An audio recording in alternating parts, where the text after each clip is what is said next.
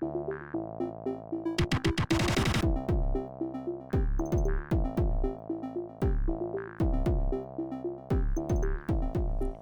and welcome to the LaggSpike podcast. I am your host, Mike Chalice. With me today, I have the very British, very opinionated Jack Valentine. At least I'm not Welsh.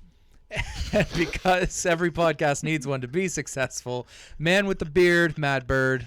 How's it going? And one of our close friends, Mr. Sam Landry. Howdy. So how are we doing this week, fellas? Very well, thank you. This is episode 1 of our podcast. I hope you guys bear with us while we work out to the kinks. This podcast is going to be about our love and hopefully your love of video games, and we're going to kick things off with an interesting story that Jack told me earlier today. Yeah.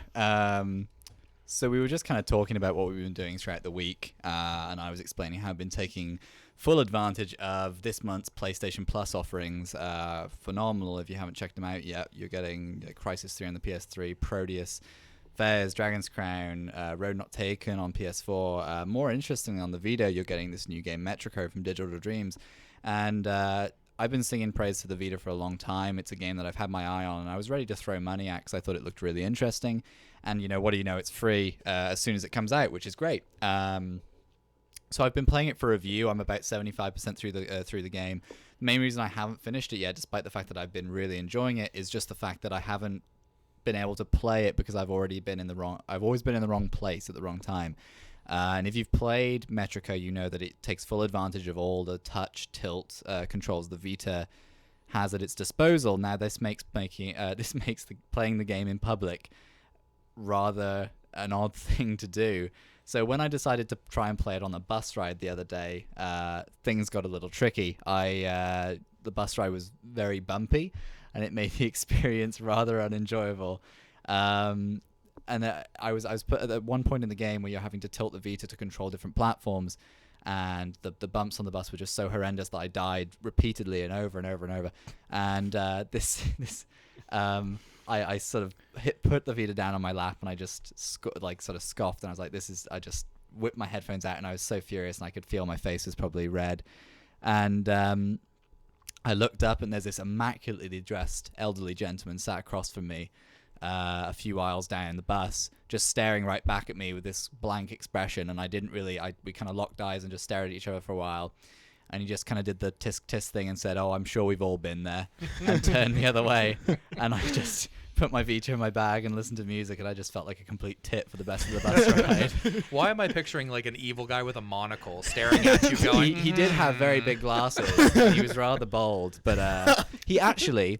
have you seen that James Bond film where they're in the volcano? You Only Live Twice. Yep. Imagine Ernest Stavro Blofeld, and he doesn't have the melted scar face, and that's kind of what he looked like. So he was pretty evil looking. And I said, the problem now is that I really want to finish Metrico, but I know that I could be anywhere, and I just feel too uncomfortable to play it. I'm going to be in my living room, and then I'm going to look out my window, and he's going to be on the sidewalk, and he's going to be just looking up at me saying, "We've all been there." And he's going to haunt my dreams for the rest of my life.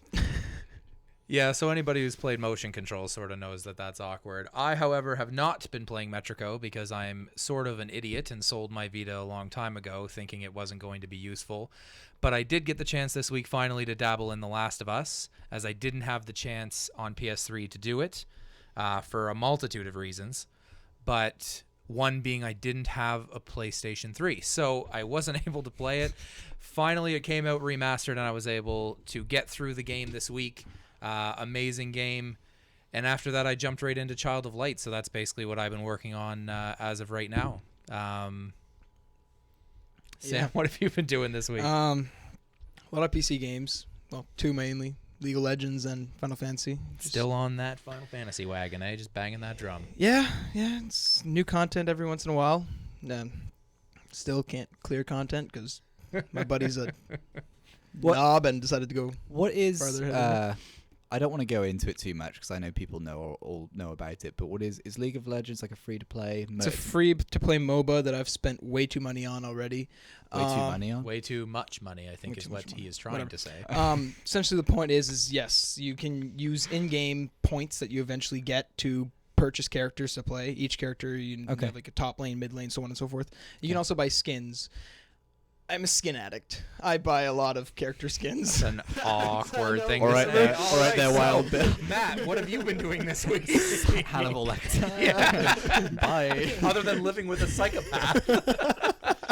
Well, I did get to see you play the opening scene of The Last of Us, which is actually quite I forgot about enjoyable that. to see someone. Oh, you live streamed actually, it, didn't I you? live streamed it Yeah. so you could watch me watch the Yeah, opening. It, Wish it I was could've. actually really good.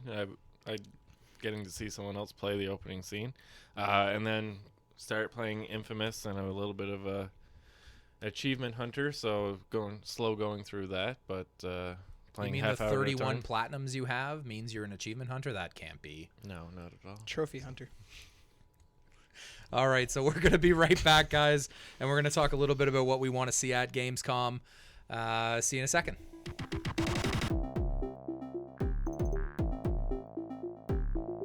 Going to be talking about a little expo over in Germany called Gamescom. Obviously, it's on everybody's mind who is into the video game universe. We're going to talk a little bit about our wants, a little bit about the presence that all the, I guess, the brands, I guess, whatever you'd call them, are going to have there. Anybody want to chime in? Maybe Jack, what do you want to see? So I've been really excited to hear what Media Molecule's working on. I'm a big fan of the studio. I liked the original Little Big Planet games. I love Tearaway. I still think it's one of the best games on the Vita. And obviously when they announced they weren't going to be at E3, there was a pretty saddened kind of response from the community, because they assume like this means there's going to be no Little Big Planet 3. Obviously we learn otherwise because another studio is handling it now. But I mean, we've known they're working on something pretty secretive since back in February, or before that, obviously, on the PS4. And it seems to be utilizing the Move controls, because that's at least what they showed in the little sort of tech demo. They're sort of molding stuff out of clay, and it's like this kind of music-infused thing. I mean, whatever Media Molecule do is just really creative and just bizarre, and it's just awesome. Like, I just love them as a studio. They're really cool, and I think that if they could be considered a AAA dev, which I'm not 100% sure they could be, really. I would consider Little Big Planet probably a AAA title, because Yeah. it was a huge success on the PS3.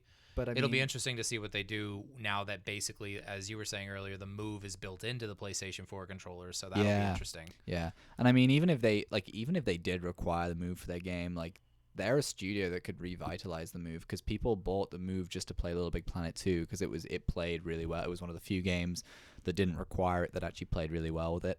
So I mean, leave it to them to have this complete success story and actually bring back the Move on the new platform for Sony. That would just be phenomenal. I love them. I'm not keeping tabs on it anymore, you know.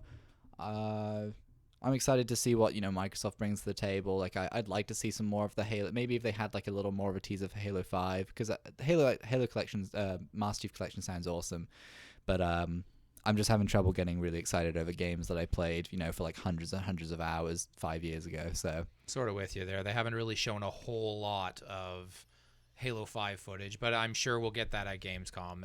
I mean, it is the place to do it. yeah. Other than that, if I think you said Uncharted 4. If it was going to be there, I mean, like, that would just be sensational. I mean, that's one of the main things that I want to see. I love the teaser trailer, by the way, and I never expected anything more than that, but I do want to see some actual playing footage. I want to see if they keep the same sort of cover system and stuff, or if they move more towards a Last of Us style, as far as cover and shoot and stuff like that. Yeah, I hope there's a separation between the two of them, because they're both so good in their own right. But I think that if anything, I was actually reading like an interview with, I believe it was I think it was Neil Druckmann, like the director of The Last of Us, and he said, if nothing else, like, it makes us want to separate the games more now, because The Last of Us was such a hit, but then the Uncharted games have such a good following. Like, they don't want to upset anyone, and they don't want the games to start merging together. If anything, they need to move further away from each other, and I like the sound of that. Like, if Uncharted, Well, I would agree with that. There's something to be said about one developer having what I would consider the best game and the second best game on one platform. Oh yeah, true. Because Last of Us and Uncharted 3, Uncharted 3 until Last of Us came was the best game for PlayStation in my opinion. Yeah. I honestly think they're already different enough from each other than what they are, because Last of Us, I honestly feel scared to use any of my things. I just want to sneak by everything to pass the level and move on, Yeah. right? Where Just the Uncharted t- is more yeah. of like a running gun. I just you want to grab my blind gun fire and just, against yeah, things. exactly. Yeah, absolutely. Yeah. Covering Just the- blind from cover and just hoping you hit someone. Just the tone of the game Yeah. too. Like there's some moments of real peril and stuff like that, and horror, but the atmosphere in that game. Like I love the atmosphere in Uncharted. Like they feel it is like Indiana Jones for the next generation, but god damn, the atmosphere in Last of Us is just so bleak, and it's phenomenal. But, Yeah, I'm very sad that I waited as long as I did to play it. I should have bought a PlayStation 3 again just to be able to play that game. Now, Sam, I know you don't know a lot about Gamescom because you only really found out about it, but what are maybe one thing that you were excited about? Like I found out earlier, Valve is going to be there. Okay. So finding out, Steam, Valve, whatever, same guys. But essentially, anything from that end would be awesome. If this is the year that they finally announce Half-Life 3, I'm not keeping my hopes up. In my mind, it's been too long. But I recently found out over the last couple months that they're working on a Killing Floor 2. I really enjoyed the first one. I played a lot of the first one with some of my friends. It's a great co-op horror game to play. It's not something you can play in the dark. It's very sketchy, but it's a really fun game to just, kick back and just shoot things for mindless hours of zombified fun. But hopefully something from that. But like I said, like I've heard, it's probably going to be more about the Steam machine, the controller, some of the new features they have with big screen mode.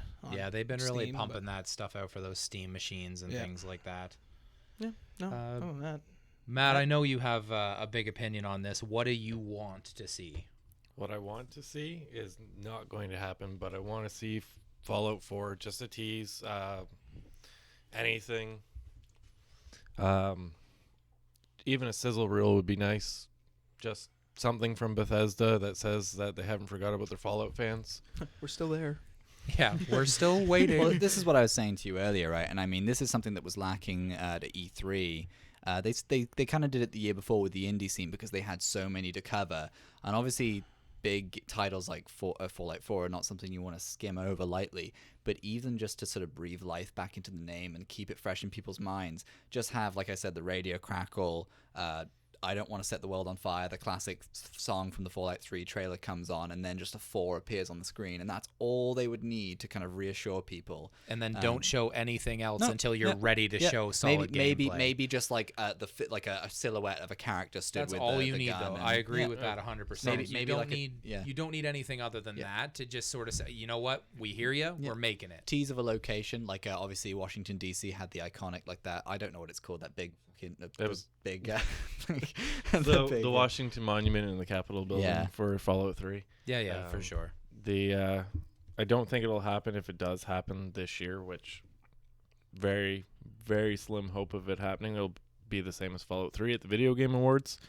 But I'm also really interested in these teaser trailers that BioWare have been putting out. The You've Been Chosen ones. Might be a game called Shadow Realms. There's some rumors going around on it. I don't know, though. I think I watched, there's 3 of them, right? There's one with like a guy with smoke coming out of his face, and the guy wakes up in a cold sweat. That's the Nightmare. Yep. And then there's a guy with the telephone, and he like electrocutes a bunch of stuff. And then there's one with a girl, and she finds a house like that's been crushed into the ground. This hole. Saying it's not her fault. Yeah. She didn't do it. That was the first one I watched. I watched them in reverse order to when they were released, and that one looked really cool. But I like BioWare, and I like the Mass Effect trilogy. I think if they went in for a game that wasn't, I think they've got great gameplay mechanics and they're really fun to play. I don't think it's their storytelling that really drives their game because I think they don't have very good writing. I love the optional conversations and stuff like that, but I think it's kind of just like there's a lot of it's very cheese and ham-fisted. It's like, let's build a game and let's throw these optional conversational pieces because that's what we're famous for type thing. It's a good thing that the creator and writer of Mass Effect left the company now. Oh, he did? Yeah, he's gone. Oh. He just walked out. He says, I'm done with it. Time to move on to something different. Yeah. He's like, I might retire for a little while. I'd like to see what they do next for sure. Yeah. The only other thing I mentioned earlier, I'd like to see some Uncharted footage, but the only other thing that I would like to see, and I know, again, this is just a one, it's not going to happen, is I don't even care if they show gameplay. I just want some closure on what's going on with Last Guardian, only because there'd be an interesting story, but the game itself looks like another one of those special games, just like Shadow of Colossus. So hopefully they mention something. I think you mentioned to me earlier, Jack, while we were talking, that if they do that, it'll probably be at Tokyo Game Show instead of Gamescom if they do anything. TGS is often a place that they'll unveil, like, I think there's been some really, like, oddly ham-fisted announcements at TGS, but they handle them, like, because people will go to Gamescom. I think it was Final Fantasy 13, actually, and everyone was like, well, when is this game going to be unveiled? Because originally I think it was, like, 12X or, like, 12 Versus or one of these. It was some different name.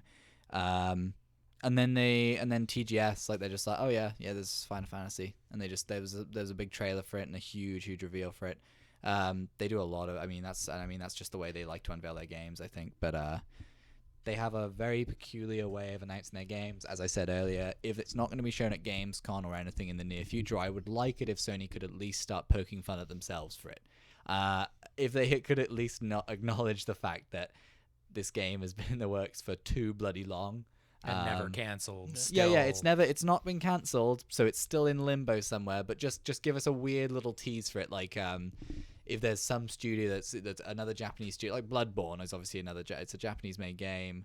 Obviously nothing to do with Last Guardian, but how about when you show the logo of the developer, you have, like, it starts with some feathers floating in, just to make people think, oh god, because this be Last Guardian, then it turns out to be like they're showing Bloodborne.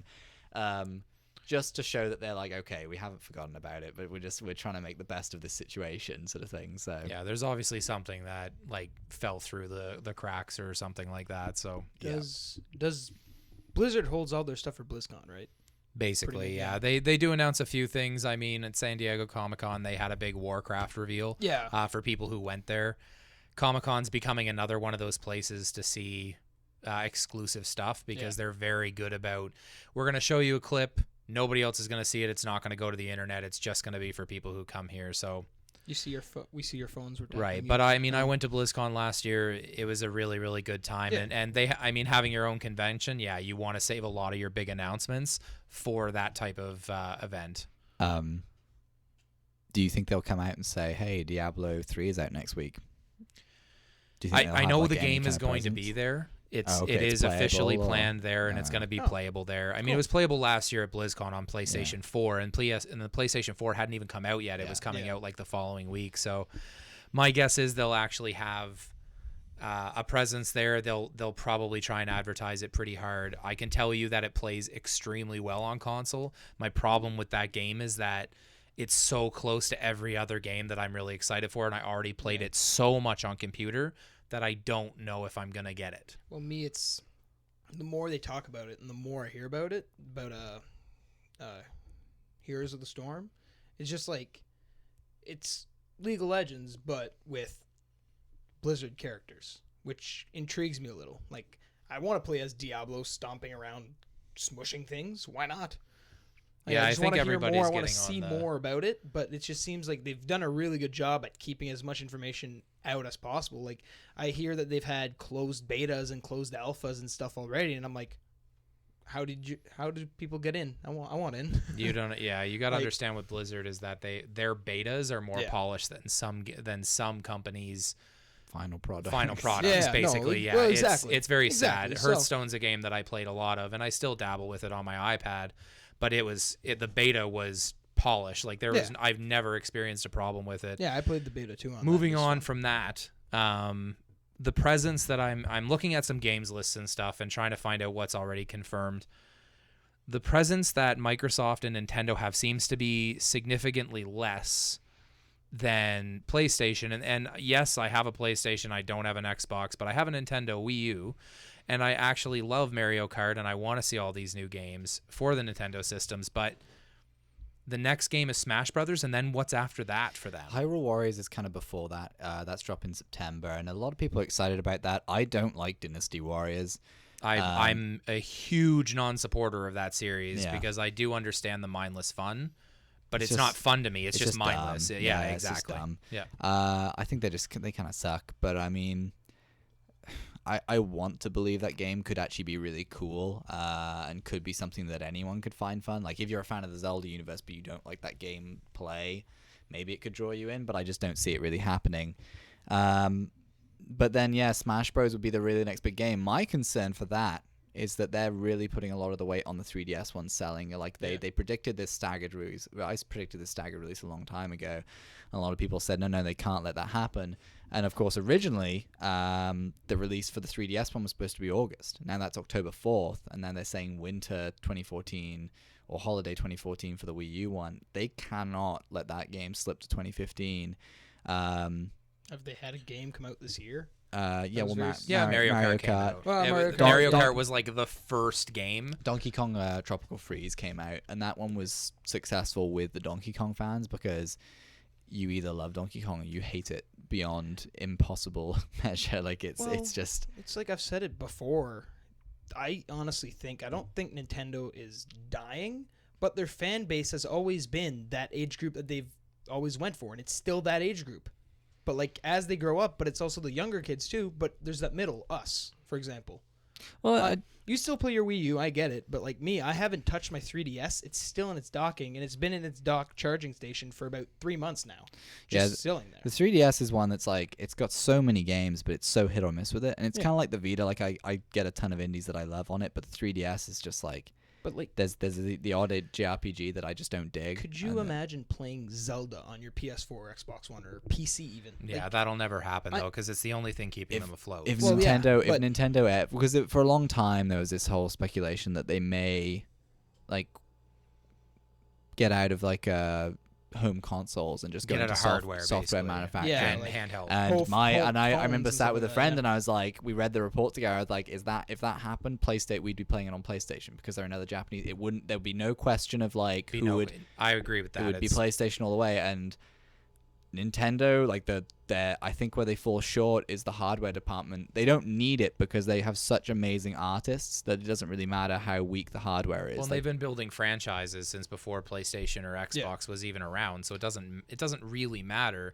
Yeah. If Nintendo stopped making consoles tomorrow, you would have and they all went to PlayStation, you would have PlayStations would sell out everywhere. Yeah. Because Zelda and Mario and stuff would be on those consoles, and it would, I guess I agree with you. What I'm trying to say. I don't think they need to stop, but I think if they said, "Hey, Sony, would you guys like if we, published on your console?" Yeah, exactly. Yeah, it's like, would you guys like to partner for this game? Like, it could be a whole new game, could be a remake of Zelda or something.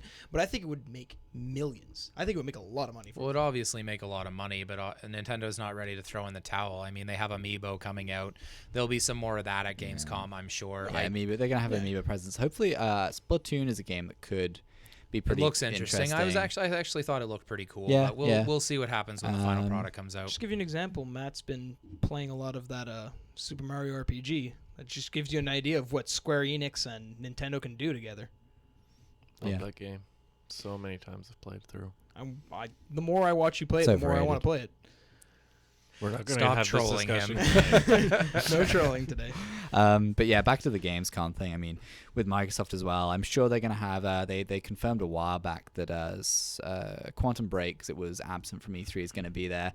I honestly really don't like Remedy. I think they've made the two worst Max Payne games. Max Payne 3 was the best of the trilogy, and that was developed internally at Rockstar. And Alan Wake just was like, this poorly written third-person teen horror shooter. I just wasn't. They're just not very good. They're not a very good studio, I don't think. And Quantum Break looks gorgeous, but I don't think that there's going to be much else below the cosmetics of the game. However, it could really surprise me, so I'm not going to be I wouldn't count them out. And obviously I don't have an Xbox One because I haven't had a game come out that makes me want to have it. The Master Chief Collections is very tempting. And maybe Halo 5 footage at Gamescom will be the thing that makes me say, you know what, I got to go buy one of those consoles. But right now, like, I guess you can call me a PlayStation fanboy if you want to, but right now PlayStation has the most going for it. They have the most games coming out, and I honestly think they have the best developers. Oh, absolutely. So the presence will be interesting. I'm excited to watch Microsoft's conference because I actually liked their E3 conference. They did have a lot of games going for it. It was so safe, but it was so good. It was great. There was a lot of, as you said, safe. So there's a lot of games that I was like, Fable Legends, not really excited for that because it doesn't feel like a Fable game to me. No. So I read a report I think it was someone over at Polygon wrote it actually, and they just said how like it just kind of destroyed everything that made the Fable game special. You know, it's just like this co-op MOBA in the Fable universe, but they said it's just not very good. And that was like this behind closed doors demo at E3 that they could write about, that they just got hands on with it. None of the not many people at E3 They seem got to do hands that on. with Fable, because they had Fable the Journey, Oh, that was which God. was I watched my First- cousin play it, and first it of was all, awful. They built it on the Kinect that didn't work, and that was their first issue, I think. That makes sense. And And now the next Fable game after Fable the Journey is Fable Legends, which is like a Fable gauntlet. MOBA, Yeah, yeah. exactly. Yeah. It's really well, there weird. was what was what's it called? I don't remember now. But it's a new type of MOBA that's coming out. It's supposed to be a first-person MOBA. I saw a trailer for it recently. Battleborn, like the Battleborn, yeah. Gearbox one. Yeah. Yeah. It's It's just We'll see what another, happens it's just with another it. MOBA, you know. It's- Whatever. Everybody's getting on the MOBA train. I'm actually getting sick of it. I hate MOBAs. Oh, yeah. Obviously, Dota and League of Legends are the two big ones, and everybody wants a piece of that cheddar, Yeah. if you will. Get that cash dollar. Like, I don't know. Money, money. The more I see and the more I hear of, like I said, Heroes of the Storm, they could have something. If anybody but else it is could going to make a dent, it's going to be Blizzard. Yeah, it's going to be Blizzard. Yeah, we're going to wrap up the Gamescom topic. We'll be right back, and we're going to wrap up this podcast with a couple of things that we need to talk about. Ba-da-ba-boo!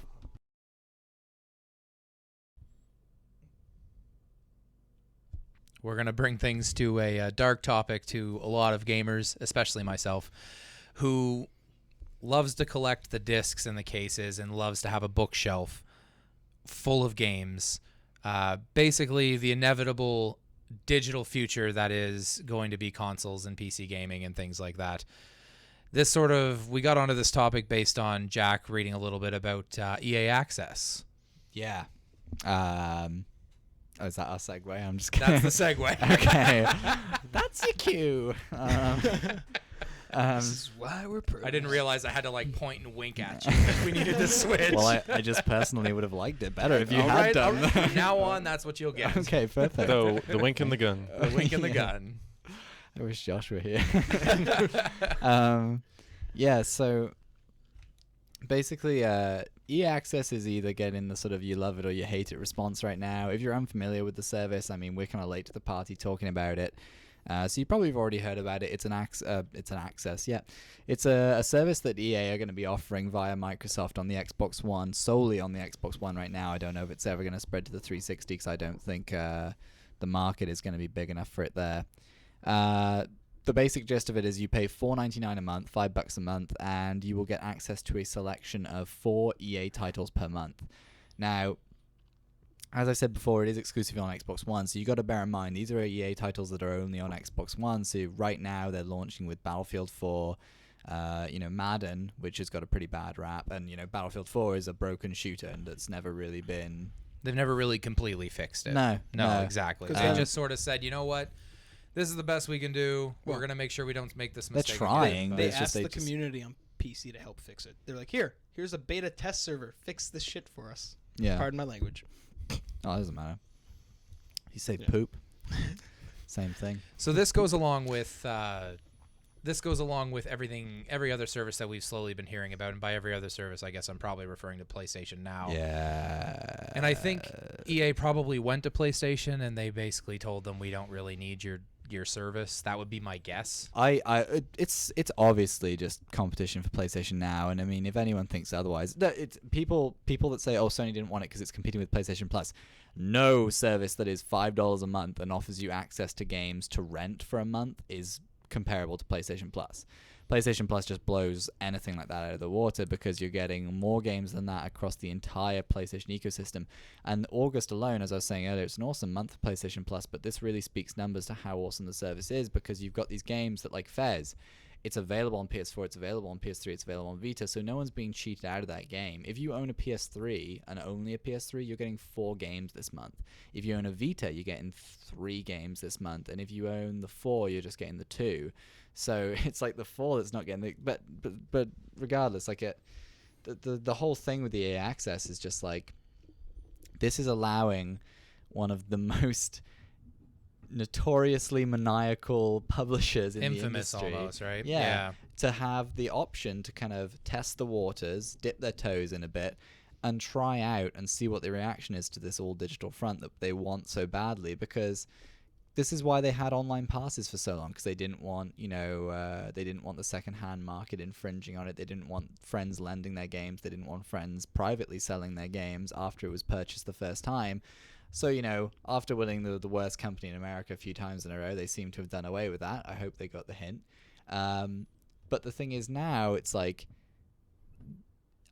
you just know that if this gets its feet on the ground and people are like, yeah, this is so much more convenient. I've got my football in one place, I got my hockey, and I got this and, this, that, and the other once a month. There's going to be an extra additional charge where it's like, hey, well, if you like this, pay us an extra $10 a month for longer access to one of the 4 games. And it's just going to go on like that. And it's going to be this really vicious cycle of give us a little bit more and get a little bit more, but not really, because you could go out and buy the game for $30 and own it for the rest of your life. Well, and how much more money are these companies going to make if it does go all digital? And I'm not just talking about these services. I'm also talking about not being able to go into a store and say, here's my $70, I'd like my disc, please. I think if they ever did away with that permanently, they would be in a decent amount of trouble for sales overall, because there is still people that don't want to download the game, where, especially where we are, there's still a lot of people that don't have a strong internet connection. We're not in a giant city, but it'll also mean that companies don't have to pay for packaging and stuff, which is expensive, because they're not exactly... Well, it's not like it's just a cardboard box that they ship everything in. It's in a really nice case with really cool box art and all sorts of stuff printed on it. So I don't think I don't think shipping and manufacturing is that big of a deal. I think for them, like it is over the course of a Grand Theft Auto game, though. Yeah, you're talking about 35 million copies sold, and even if it's $5 a thing, that's that's hundreds of. Yeah, I don't know. I feel like I've said for so long, games are just insanely overpriced, and then people say, well, they're expensive to make, and it's like, well, they don't have to be.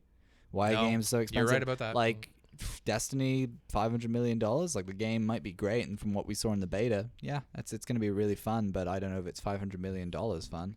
You're right. Like, it's well, when you talk about playing games like Ubisoft's Child of Lighter, and I haven't played it yet, but you talked about Valiant Hearts. Yeah. They're obviously not that much. And the game Hearthstone by Blizzard, I mentioned it earlier. Yeah.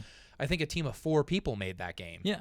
So that's one of the most popular games on the internet right now to be playing. So you're right that it doesn't have to be mega blockbusters. I do sort of like the balance they're trying to find with having AAA titles come out every few months and then throwing all these really great indie games at you.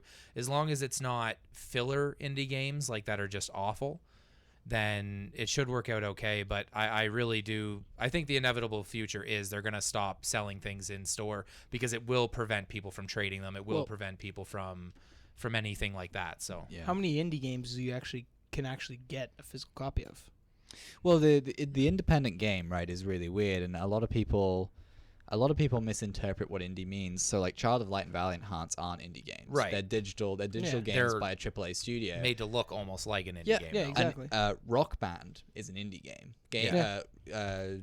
Harmonix are they're classed as the leading independent game developer in the industry, because they're pretty much a self-funded studio.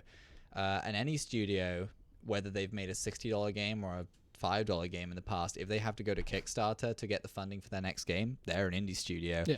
And so, there's hit or miss ones. I think people will discover if there's going to be a market for something. And, like Rock Band was obviously something that, like, everyone just knew, like, people are going to want to get on the Rock Band train. Of course, it's going to be on a disc. Yeah, and this was in a time where download was still kind of like, well, everything was still really strongly disc-based. Had that, but, like Dance Central, I was a huge fan of the first couple of Dance Central games on the Xbox for the Kinect. It was one of the few games on the original Kinect that actually worked fairly well. And, I was hoping they were going to do an unveil of a new one. I knew Harmonix were working on the Fantasia Music Evolve game for the Kinect. It's coming out sometime later this year, I think. And then they unveiled a new Dance Central game. You know, you can import your tracks from the Dance Central, your Dance Central 2 library. I'm not sure how it works. I think it's just the link to your account or something. Isn't there an app for that game or something? I think like so. That? That's Yeah, just Dance, actually. That one. Oh, okay. That's Ubisoft. But Right. this is just a digital only game, so it's going to be like $20, and you can download it off the Xbox Live Marketplace. But that just goes to show, like, Dance Central must have been such a niche, and this is what the Kinect is going to get now. They're small titles, but that's really the only reason they weren't putting them just online before. Is Well, the no Kinect's one got a would have really bought bad them. rap for making games specifically for it, because let's be fair, a large percentage of people that buy consoles don't really want to stand around a living room and dance. No, So that's more for like a younger audience, or an audience that I don't even know. a mentally younger audience. Yeah, There you sure. go. We'll There's do the it right that word. way. We'll just call all of our viewers immature people. That's fine. I was talking about myself. Oh, that's fine too. Yeah. Okay, fair enough. I was dancing around my kitchen to Jackson 5 last night. Like, I was like, that's what Now, I see, like. that's respectable though. It's Jackson 5, right? Yeah, well, Yeah, I'd like to dance absolutely. around my living room to Jackson 5 too, just having the NSA watching me while I do it. All right. So, That's your password for your Kinect, is to do this dance 100%ing it. I just bet, like, you just do the wrecking ball dance. Close up, and you just go around to connect and wink, and you just see the little eye close. Thank you. Goodbye. Thank you. We're done now. Are you still there? So let's move on to another topic that's a little bit. It's kind of a sore spot, but can also be a really positive thing as well, as we'll get into. Sam did a little bit of research this week on to some of the upcoming collector's editions and how amazingly stupid some of these special editions can actually be. Yeah. So, I'll give you a quick example. There's Call of Duty Advanced Warfare Atlas Limited Edition, which comes with a bunch of stuff for $79, but like you get an exosuit, a helmet. Just all in-game stuff. Yeah, it's isn't all it? in-game stuff, Yeah. like a player card, 5 bonus supply drops, a single-player exosuit to play in the single-player that no one else will see you use, bonus maps, so on and so forth. And then there's this one. Jack has a nice little name for it, but The Call of Duty Advanced Warfare, we've already got your money edition. it's $119. You get all the same stuff as the ALE edition. You get a steelbook, you get the Advanced Arsenal pack, which doesn't even tell you what it is, and then you get a season's pass. So basically, the only physical thing you get from that collector's edition for Call of Duty is a steelbook, which some retailers will give you even if you just get the game from them. Yeah, exactly. And most of the time after you open them 50 times, they just disintegrate apart. into 60 pieces. I don't know. I'm all about Unity too, so I don't like not your type of Unity, I man. know. Sorry. Assassin's Creed Unity joke for the day. I'm all about the unification of, like, you know, seeing the spines of the games all look similar, so I just don't like steel cases anyway. So it's like, unless I was a really hardcore COD fan, which I'm definitely not, there is nothing to entice me to buy that special edition. And they'll still sell millions of them and they've had to put no effort into that. No, The that's season like, pass, okay, I get it. You're adding content and stuff, so it is a way to make money. The other But stuff all is like the get in-game special content. edition. How long did that take a developer to make a skin? It's when I see stuff like that, it's just like get the limited edition, get stuff that like should be bare minimum just in the game.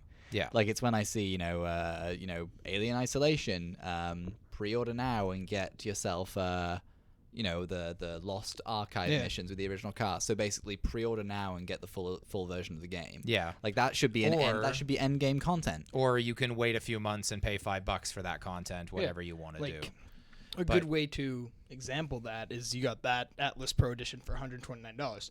Then you've got the Destiny Collector Edition for $164.99 here. So like $40 more. 40 bucks more. more, You actually but- get something physical. Like, I first get a of all, physical You get Ghost. several things, though. So you Yeah, get comes in the our chest. book. You get like the chest that it comes in, that Ghost, which right there for me, there's the money difference made up. You get the game plus the 2 expansions that they're eventually going to release. And when they say expansions, that's probably not going to be like, a set of multiplayer maps. It That's won't probably be. gonna It's be- actually going to continue It's the going to story. be like so 6 it'll be, to 7 to maybe Yeah, yeah. 8 hours worth of content. I and, think like, one of the interviews I listened to about that was that it was going to be like another, like they're going to expand our universe because it's only going to launch with so many planets in our own solar system. So Right. yeah, so that makes it a little bit more worthwhile in my opinion because you're getting something tangible.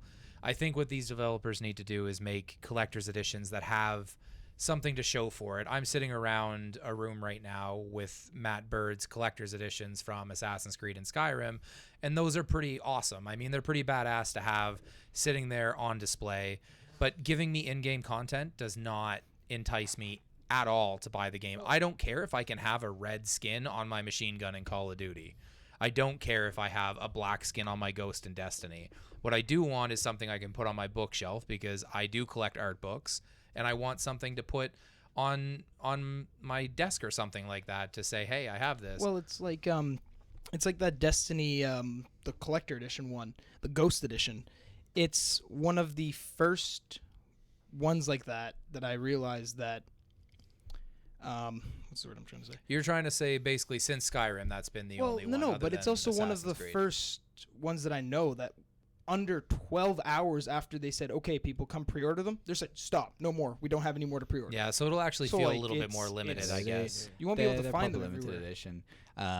You know it's bad when you walk into a retailer and you still see the copies of the last Call of Duty Ghosts, the last Call of Duty game, like the special editions are still. I walked into around. a retailer the other day and saw about 7, and this is not, mind you, a popular video game seller retailer, 7 Xbox One complete collector's edition of Watch Dogs the other day. Yeah. Because they're not limited, right? They were something to make a little bit of extra Can't money on. believe that people don't want to buy something that has Aiden Pierce's iconic cap in it. Yeah, I know you're a little bitter about that word, iconic. I just feel that I know they're French over there at Ubisoft, but I'm not. No, not taking shots at you at all, Sam. Just your people. He's going for so the whole thing is they just don't seem to understand the appropriate use for the word iconic. Like, the word iconic would be like, get a full-fledged Assassin's Creed outfit, an iconic Assassin's outfit, because we've had 7 bloody Assassin's Creed games that's established that a hood and a long coat is iconic for an assassin. A guy that runs around like a maniac in Chicago killing people in a trench coat and a baseball cap, that doesn't make his hat iconic. I'm sorry, it just doesn't. Especially since it's the first time you ever see it is in a picture when they announce the collector's edition, saying you're gonna get his iconic hat. Didn't they have several different versions of that game? With there like was you got the mask, 15 different ones, I think. Yeah, so it was crazy. In Europe, you could get the mask, and then in some parts of America, you could get the cap. But I don't think you could get the same ones in the same country. No, so it's that's just what I saw. ridiculous. That's also got to stop. They got to stop making so many different versions. Make a collector's edition. That's fine. Well, even if you don't want to include like a statue or something, Yeah. that's also fine. But don't charge $150 or $130 if you're Yeah. going to include an art book. We all know how much that actually costs to make. So Jim Sterling over The Escapist, he's a phenomenal writer. I'm a really big fan of him, and I remember when before the Watch Dogs thing really landed, and when the whole this is how many special editions came out, he wrote a big piece on it and did a small video just basically saying that pre-order culture is kind of getting out of control, but not really disparaging pre-order culture in that sense there, but just saying like, how amazing is it that this company can sell these $100 to $200 packages of their games based on just a little bit of footage for the game, but then all this extra stuff that's just junk, really. Like, why does this matter to anyone? that Like, also goes a little bit to how much it's covered, though, too, right? Like, people are. You said to me, I'm extremely excited for Alien Isolation, and just because of the feel and stuff of the game, and I haven't watched a lot of footage on it, and I do have it pre-ordered, basically to make sure I have my copy. If they came out and said there's a special edition for this game and it comes with a 16-inch xenomorph statue keeled over like your character in the game, I'd be like, done. Here's my money. Just take it. How much do I need to give you? I don't more? care if the game's any good. I just want that statue on my shelf. Right, but your point to me was that why am I going to put down? And I know it's only like $5 or $10 or whatever it is in your area, but you're saying that you were basically telling me that why would I put any money down for a game that I have seen so little about? Yeah. Because they haven't shown anything. Right. And I do get that to an extent. But the reality is you're probably going to end up buying the game anyway. So that's sort of why I pre-order certain games to make sure I get them. To bring it back to the collector editions, give an example. We have that Call of Duty one for $74.99 with all the in-game content and stuff like that. And then you got something like the Tomb Raider Temple of Osiris one that comes with a steelbook. Comes with the game, the season's pass, a art book, a map, and then you get like I figure it might be a pop figurine. I don't know, but it's a mini figurine of But Lara that's Croft. what I'm saying. They need to stop charging $200. Yeah, but just for that one, it's like I think it's been priced at $84. Yeah. Okay. Well, which is So, fine. Like I'm saying, which that's is good value, reasonable and it value gives you for what you something get, to yeah, remember the exactly. game by. But like for me to pay $150, it has to be something like well thought out. Yeah, I don't so- even want to talk about that $200 WWE. No, Oh we're my not gonna God. talk the about this Hulk just yet. Hogan Yeah, no. edition. Oh yeah. You get a piece of Hulk Hogan sweat on a mat. If it came with Essentially, that's what it if is. it came with like a fish bowl full of Hulk Hogan's sweat, that would be awesome. Drown your Can you imagine fish. you just have a goldfish like dead on the top of this fish bowl? It's just like he's just sweating out all the bull shark testosterone that he pumps into himself. So the fish has got these big pectoral muscles, but it's just like it can't. It's still alive, but it just can't swim because it's floating so much because its Yeah. muscles are so huge. But, Yeah, isn't that's like $200 or $250 for that one? $249, I think it $240. is, That's so. just Something ridiculous. like- But there are people that'll pay that, I guess, as long as they make it limited, right? yeah. I mean, they cut a wrestling ring up. There can't be too many pieces, right? It can't be like I think it's 4x4. It's going to be pretty small. It's Yeah, like- it'll be this I big. think it's like 4 They by cut it 4, into something bad. 18,000 pieces. So you and 18,000, who knows, right? Like, Yeah. Can have a piece of I don't know. It doesn't sweaty feel Hulk that Hogan special mat. to me, especially since isn't the mat that they cut up from when he made his return to wrestling Yeah. when it was completely irrelevant? It's not like you're getting the WrestleMania Well, no. 3 mat. What it is that he ran out of money, he now needs more money, or that they're realizing WWE's realizing they're losing too many fans, so they're gonna bring back. I don't know someone about iconic. losing fans. They're still freaking massive. Oh, I know, I I can't know. believe it. Something I found out today, which I thought was really peculiar, and I think it just goes. It could either speak numbers to how seriously people take shit that doesn't need to be taken seriously, or, well, no, or actually, it's just what I said before. But I found out that a bunch of people that are like diehard NHL fans are actually refusing to. There was like this poll done or something like that, and they're refusing to buy NHL 15 because it's got a Bruins player on the front of it. And Really? they're just like, yeah, no, like I'm never gonna buy it. They lost me now because they put a Bruins player on the front. Because of I what don't- they did during the Stanley Cup, where they just I don't know. I don't follow. destroyed- I They're don't follow probably just hockey. not Bruins fans, but that's Well- completely irrelevant to the game. Well, it's just going to be more hockey. Like I don't know anyone's going to buy NHL 15 thinking it's going to be a See, I revolution. used to It's a buy those twat sports anyway. game, and going back to EA Access a little bit, that's probably what that subscription base is going to be for. Yeah. Yeah. Because if they offer up all of their current sports games, then you'll get people to subscribe to it. But those sports games are the same thing every year. With once every 4 or 5 years, they come up with a revolutionary skating feature. physics skating feature, exactly. Yeah. Or this, you can actually hit people harder in Madden. Or oh no, they can actually dribble the ball in soccer. Like, Well, I remember seeing the FIFA, the one they were really singing praise to, like but which I think is very odd because FIFA 14, which just looks so awful on the PS4 because it's an up-res version of an ugly game on the PS3. right. That's running on their new Ignite engine, and that's supposed to be so unreal. And then FIFA 15, there's something about it which I think they're almost trying. It's like when it goes the opposite way, and the team is trying too hard to make it look so unbelievably realistic that it ends up just looking really cockeyed and weird. Yeah. And so you've got this weird system in there that I guess they can track the footprints of the athletes, and it crushes the grass down. So when it gets muddy, like the grass gets torn up and stuff. But there's something about it which just with the resolution and stuff, it just makes your eyes like really really hurt. I don't know. Madden It- also peop- looked terrible. They have Yeah. to stop doing that kind of stuff because at the end of the day, it's a video game. They People don't- should make this like bright, colorful sports Yeah. game because they like Make them cartoons. What was Mario that? Soccer was great. Was it like FIFA? FIFA Street. Mario FIFA Golf, Street. sorry. They had the That- really like the yeah. sort of caricatured. Yeah, it was athletes very and stuff funky like looking, Yeah, that. it was but FIFA like, Street. it They was- had NFL Street as well. Yeah, Yeah, it was yeah. almost like a Blitz game. Yeah, Yeah, that was NFL really fun. Blitz, NFL yeah. Blitz was good. I played the crap out of that I think game what on my buddies were talking N64, I think. recently, which made sense. It's like, I know it's been overdone, but if they released and it looked actually interesting, I would probably buy a new Tony Hawk game. Yeah. Oh, Just like I haven't yeah. played Tony one Hawk in was a years. great Like game. I'd want to, if that came back into view, I'd probably purchase it and play it I'd enough. probably a but- different skater now. I don't know who. Yeah, but like it'd be But Justin Bieber singing or something. I don't know.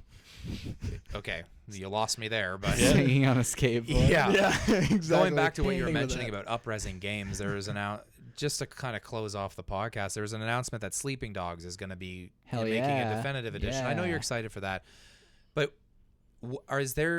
I think this is going to become a problem because obviously there are certain games that probably should be made. Like I know, and I've actually never played the games, but I know Mass Effect has a huge following, and people might actually like them to redo that and make a definitive edition. Tomb Raider, I actually liked, only because, though, I didn't play it on PlayStation 3, and I only played it on PlayStation 4, so I didn't even care about the graphics at that point. I just wanted to actually play it. My thing with it is Sleeping Dogs doesn't need to. It's only happening because Square Enix is always unsatisfied with how many copies they sell of everything, and this is why Tomb Raider Definitive Edition was made. It's the only reason that Sleeping Dogs is made. They want It's a great more money. game, and if there's people that, because that's a chicken egg situation, because it wasn't exactly an exclusive that, you know, if people were Xbox fans and now they made the transition to PS4 or vice versa, and they didn't get a chance to play one of those exclusives, it's being remastered. You know, now's the chance. Like, Last of Us Remastered is the best example with that, but it's a multi-platform game that it didn't do astronomically well. It was really fun, and I really liked it. And maybe I'll play it. I doubt I'd play Sleeping Dogs again, though, to be honest. Well, let me ask you this though: Tomb Raider's a little bit different because it actually came out fairly late into the PS3 and Xbox 360's life. March 2013. So right. we already knew about. We already knew about PS4 that stuff, and that stuff came out. So it was a similar situation to Last of Us, which came out very late. Same thing with Grand Theft Auto 5, which is also being remastered. Sleeping Dogs right now is on shelves for probably $20. Do you go out and buy the definitive edition, or do you just pay $20? If the screenshot they released is to be believed, then you wait for the definitive edition. Because that game was kind of ugly. I don't think the visual style was kind of fine. It fit the cheesy kind of writing, and it was just a kind of, it was like a cop drama. I've owned it and played it on PC. I'm not playing it again.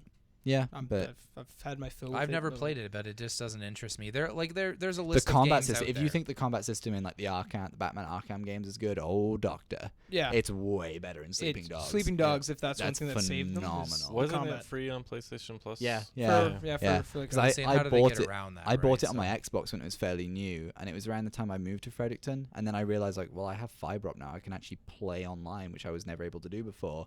And then I just went on this huge online binge, and I was like, I've got no time for single-player games. I never really went back to it. And I played most of it when it was on PlayStation Plus, but I think that came out like right before The Last of Us came out, so I just never once The went Last back. of Us came out, it was I need to play that game. Oh, yeah. Basically. Yeah. Yep. Came out in the same year. It's hard to justify these certain games. I think some of them make a lot of sense because it's like GTA 5 came out, and I remember a lot of people asking me like, why now? Like, why isn't this? I'm just gonna wait till it comes to next gen. I was like, no, it's never gonna come to next gen. And I think it would have been really, really dumb of them to never bring it to the PS4 and Xbox One and PC. It doesn't matter with Grand Theft Auto games. You're right. It would have been dumb from a business standpoint because they're gonna sell 10 more million copies. Oh yeah. Easily. Just not to tell anyone about it, but.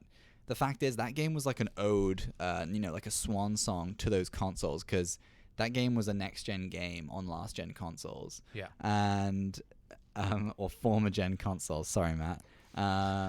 And you singing the praise of how good Grand Theft Auto. Oh, Grand Theft Auto is phenomenal. That's the look, not the former gen thing. Did you want to get into the discussion of we're Arkham done Origins or no? All right. Superman Returns? Get back to. I'm not a giant topic Grand on Theft hand. Auto fan, but from a understanding, You got to that play they're Grand a Theft Auto business, 5, man. Like, and I might when it comes out for PS4. Grand Theft Auto we'll 5.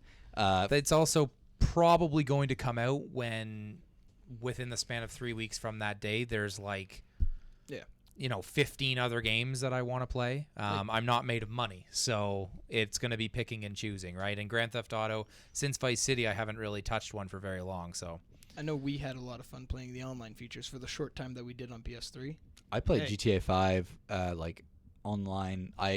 When the PS4 came out, I had that transition period where I'd very rarely touch my PS3. Yeah.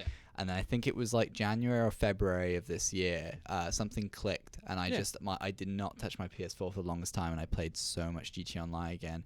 And it wasn't even I'd kind of thought, I've been like, the online jobs are fun and stuff, but I kind of got bored of leveling and killing people, and I was just doing the dumbest stuff with friends. Just like driving around. we got like boats, and we try and go up, we drive up waterfalls and stuff, just stupid stuff like that. But that was what was really fun. I think that's what everybody sings praise about to GTA Online, is because it is something that you can just go and do stupid things in. Yeah. Like crashing a plane on your friends who are playing golf. Right. Yeah. Yeah, well, and that's fine. It's the style of the game. I do think I've only watched footage, but the online aspect of it was really amazing. Yeah. And I think that was where it was at for that game. I And maybe I will play it. We'll see what happens. I'm pretty excited for Destiny, and my guess is that GTA is probably going to come out later in September. October. Before October. Is it already announced? October, yeah. Is it? They haven't announced a day, but it's going to be sometime in October. Okay, so with all those other games, so maybe I'll pick it up, and when I'm like, okay, Alien Isolation is done being played through, maybe I'll jump into that or something, because there's just too many games to be playing. Grand Theft Auto 5, which I've never been that super interested in since Vice City. So, but yeah, so I think that pretty much wraps it up for the podcast this week. You can always follow us along at Gaming Lag on Twitter. Or if you'd like to follow us individually, I am. Actually, you go first, because I'm not sure what my Twitter name is. Jack Valentine 93. Is that actually what it is? Yes. I'm gonna check. You're welcome. Yeah, so it is at Jack Valentine 93. Just check my phone. I didn't know if there was a period in there somewhere. There was no period. I can see that now. Yeah. Thank you very much. Perfect. You're welcome. Mine's at Birdman1983. Use LaggSpike. I'm at Chalicist. I'm at Sandwich55, and it's sand and then the word witch. Perfect. And then 55. And then missed that. 55, yeah. Yeah, you missed that one. You can also check out our website, gaminglag.com. You can get our Twitters from there, or you can follow us as a collective group at Gaming Lag on Twitter. 2 G's in Lag. That's it. See you next week.